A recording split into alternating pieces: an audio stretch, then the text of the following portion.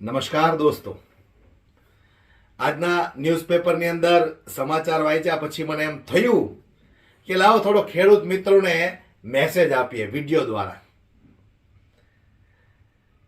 પાકનું નુકસાન થયું વરસાદના કારણે, કમોસમી વરસાદના કારણે પાક નુકસાન થયું, ત્યારે નજીવી રકમ આપી અને ખેડૂતોને છેતર્યા. ત્યાર પછી ખેડૂતો એ 4,000 રૂપિયા 5,000 રૂપિયાનો ચેક લઈ કૃષિ મંત્રીની ઓફિસે પહોંચ્યા.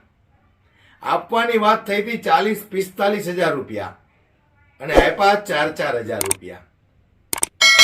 તમારે કેવું છે આ ખેડૂતોને કે તમને જે 4,000 રૂપિયા આપ્યા એ 4,000 રૂપિયા તમારા ગજવામાં કેમ ન નાખ્યા? તમે અમથા તો તમે કેવાયસી કરાવવાની લાઈનમાં સવારથી સાંજ સુધી ઉભા રહ્યો છે. શું કામ? પેલા નરેન્દ્રભાઈ મોદી વર્ષે 6,000 રૂપિયા આપે છે.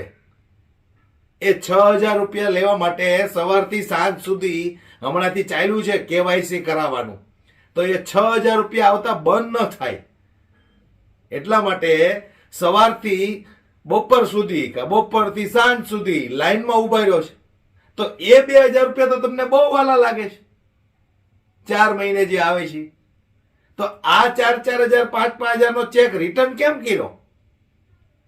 મારે પૂછવું છે ગુજરાતના દરેક ખેડૂતોને. સરકારને તો મારે આજે કઈ કહેવું નથી, કારણ કે એને કઈ નાક કાન શરમ જેવું છે નહીં. કરોડો રૂપિયાનો ધુમાડો કરી નાખશે, પણ ખેડૂતોને 2-5,000 રૂપિયા દેવાના થશે એટલે કાં તો સારું તિજોરી ખાલી થઈ ગઈ છે, કાં તો પેટમાં દુખવા મળશે. પણ છતાંય આ ખેડૂત નથી સમજતો. ચૂંટણી ટાણે ઓલા કંઈક એવા તમને લોલીપોપો આપે એટલે દોડીને કમળનું બટન દબાવી દેવાનું. નરેન્દ્રભાઈ મોદી આવે ચૂંટણીના એન્ડ સમયમાં એટલે આખું વાતાવરણ પલટાઈ જાય. વળી પાછા બધા દોડી દોડીને કમળનું બટન દબાવવા મળે કે ભાઈ મહિને 500 રૂપિયા આવે છે ને મોદી સાહેબના, 12 મહિને 100,000 રૂપિયા આવે છે મોદી સાહેબના. કમળ સિવાય દબાવાય? ઓલા કોંગ્રેસ વાળા તો કાંઈ નહોતા દેતા. એટલે પણ કોંગ્રેસમાં આટલી મોંઘવારી નહોતી ને ભાઈ, કોંગ્રેસમાં આટલી મોંઘવારી નહોતી. આ તમને 6,000 આપે છે એ તમને દેખાય છે, પણ 6,000 સામે વર્ષે તમારા 60,000 રૂપિયા વધારાના જે લઈ જાય છે મોંઘવારીના કારણે એ નથી દેખાતા. અને નવાઈની વાત તો એ છે કે જે 4,000 5,000 રૂપિયાના ચેક આપ્યા એ પાછા દેવા માટે કૃષિ મંત્રીની ઓફિસે પહોંચ્યા. તો પછી જે તમને મહિને 500 રૂપિયા આપી અને વર્ષોથી તમને ઉલ્લુ બનાવે છે, વર્ષોથી તમને ઉલ્લુ બનાવે છે, તો ઈ 500 રૂપિયા કેમ તમને વાલા લાગે છે? છે જવાબ તમારી પાસે? અંધભક્તો, તમને પણ પૂછું છું, તમારા પિતાજી ગામડે ખેતી કરતા હોય તો એમને પૂછજો, એમને પૂછજો, સવાલ કરજો કે પપ્પા તમે એ ચેક પાછો કેમ દેવાઈ ગયા? એ લઈ લેવાય, આ તો પ્રસાદી કહેવાય. એટલે મારે ખેડૂતોને કહેવું છે કે જાગૃત બનો. આ તમને 12 મહિને 6,000 રૂપિયા આપે છે, એમાં હવે નવું ડિંડક લાવ્યા છે પાછા કે કેવાયસી કરાવવાનું. જો એ રકમ તમારે જોતી હોય તો કેવાયસી કરાવવાનું. એટલે સારું 5-10 દિવસથી હું જોઉં છું, રોજ સવારમાં લાઈન લાગી હોય, કાં તો બપોરે લાઈન લાગી હોય, તો સાંજ સુધી લાઈન લાગી હોય. ચાલો એકય નેતાનો દીકરો કે નેતા કેવાયસી કરાવવા માટે કે આધાર કાર્ડ અપડેટ કરાવવા માટે, ફલાણું ઢેકણું કરાવવા માટે ઈ એક કેમ લાઈનમાં નથી ઉભા રહેતા? આમ જનતા, આમ નાગરિકને લાઈનમાં ઉભું રહેવાનું. તમે વોટ આપ્યા છે, એને તમે ખુરશી પર બેસાડ્યા છે, ઈ તમારા નોકરો છે, ઈ તો પછી કોઈ સમજ પડતી નથી. નાનામાં નાનો કોર્પોરેટરથી માંડીને દેશના વડાપ્રધાન સુધીના બધા આપણા નોકરો છે. નરેન્દ્રભાઈ મોદી પણ આપણા નોકર છે. આપણે એને ખુરશી પર બેસાડ્યા છે. એ કાંઈ ઉપરથી તો પડ્યા નથી, ભગવાને મોકલ્યા નથી કે ભાઈ તમારી માટે હું એક સરસ મજાના વડાપ્રધાન મોકલું છું, એને તમે રાજા સમજી અને એમના આદેશનું પાલન કરજો. એવું તો ઉપરથી કઈ ચમત્કાર થયો નથી. આ બધાને વોટ તો આપણે જ આપ્યા છે ને. છતાંય આપણી પત્તર ફાડે છે. સવારથી સાંજ સુધી લાઈનમાં ઉભું રહેવાનું, છતાંય કોઈના મોઢામાંથી એક શબ્દ નથી નીકળતો કે ભાઈ આ ઘડીએ ઘડીએ તમારું કેવાયસી કરાવવાનું, અપડેટ કરાવવાનું, ફલાણું કરાવવાનું, ઢેકડું કરાવવાનું. સાલું મને એવું લાગે છે કે અંધભક્તોની અડધી જિંદગી તો આમના લાઈનમાં જ વહી જવાની છે. પણ છતાંય બધાને પોહાય. જ્યારે જ્યારે આ લોકો એવા નિર્ણયો લે કે ફલાણું કરવાનું, ઢેકડું કરવાનું, એટલે સાલું સવારથી લાઈન ચાલુ થઈ જાય. બોલો, 1 દિવસ 2 દિવસ 5 દિવસ કોઈ જરા વિચારતું નથી કે શું કામ આપણે લાઈનમાં ઉભું રહેવાનું.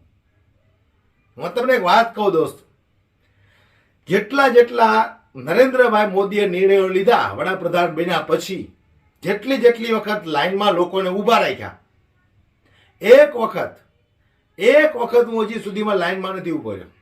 નથી આધાર કાર્ડ બનાવવા માટે લાઈનમાં ઉભો રહ્યો, નથી નોટબંધી વખતે લાઈનમાં ઉભો રહ્યો, નથી કોરોના વખતે ક્યાંય લાઈનમાં ઉભો રહ્યો.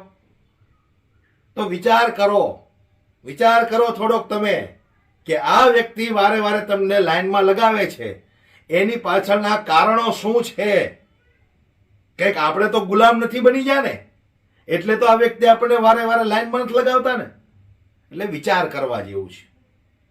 આજે તમને પાક નુકસાનનું વળતર ઓછું આપ્યું તો તમને દુઃખ લાગ્યું, આઘાત લાગ્યો, તમને એમ થયું કે અમારી સાથે રમત કરી. તો આજે જ કેમ એવું લાગ્યું તમને? વર્ષોથી તમારી સાથે રમત કરતા આવે છે. આ તો આજે તમને ખબર પડી કે આ ભાજપ વાળાએ અમારી સાથે રમત કરી. થોડુંક ઊંડું વિચારો. વર્ષોથી રમત કરે તમારી સાથે. 40,000 ની બદલે 4,000 રૂપિયા આપ્યા, 5,000 રૂપિયા આપ્યા. આ તો અમારી સાથે છેતરપિંડી કરી. એટલે આ 30 વર્ષથી તમને છેતરતા આવ્યા છે. હજી તમારી આંખો નથી ઉઘડતી. વાંક એનો નથી, તમારો છે. કૂતરીના બચ્ચાની આંખો હાથ દીએ ઉઘડી જાય, તમારી નથી ઉઘડી. 30 વર્ષ થઈ ગયા, હજુ સુધી હેરાન થાવ છો. જેને તમે વોટ આપ્યા છે એને તમે ક્યારેક યાદ કરજો કે મેં આ વ્યક્તિને વોટ આપ્યો તો. લાઈનમાં ઉભો રહેવા ક્યારે એ વ્યક્તિ દેખાણો નથી. મુશ્કેલીના સમયમાં સાથે નથી ઉભો રહ્યો. વાવાઝોડામાં આ લોકો ક્યારે આપણી નોંધ લેવા નથી આવ્યા. આ બધું તમે વિચાર કરજો. પણ એવો ક્યાં ટાઈમ છે? સાહેબ ઉપરથી 6,000 રૂપિયા નાખી દે એટલે રાજી. મહિને 500 આવે છે ને, મજા. પેટ્રોલ તો નીકળી જાય મહિનાના. ગામડામાં તો એટલું પેટ્રોલ જોતું હોય ને 500 રૂપિયાનું, એટલે એટલામાં રાજી થઈ જાય. પણ જ્યાં સુધી તમે જાગૃત નહીં બનો ત્યાં સુધી તમારો કોઈ ઉદ્ધાર નથી થવાનો. પંજાબના ખેડૂતોને જુઓ તમે પંજાબના ખેડૂતોને. એક બાજુ પંજાબના ખેડૂતો, એક બાજુ ગુજરાતના ખેડૂતો, બંનેની સરખામણી કરો તમે. કેવું જીવન એ લોકો જીવે છે. અને અહીંયા પોતાનો પાક સારા ભાવે ના વેચાય તો રોડ ઉપર ઠલવીને વહી આવે છે.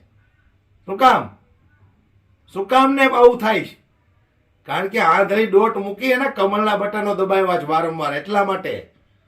એટલે જાગૃત બનો જાગૃત. હું તો એમ કહું છું, મારે તો ખેતી કરવી નથી ક્યારેય, છતાંય તમારું દુઃખ દર્દ જોઈને અમને તકલીફ થાય છે.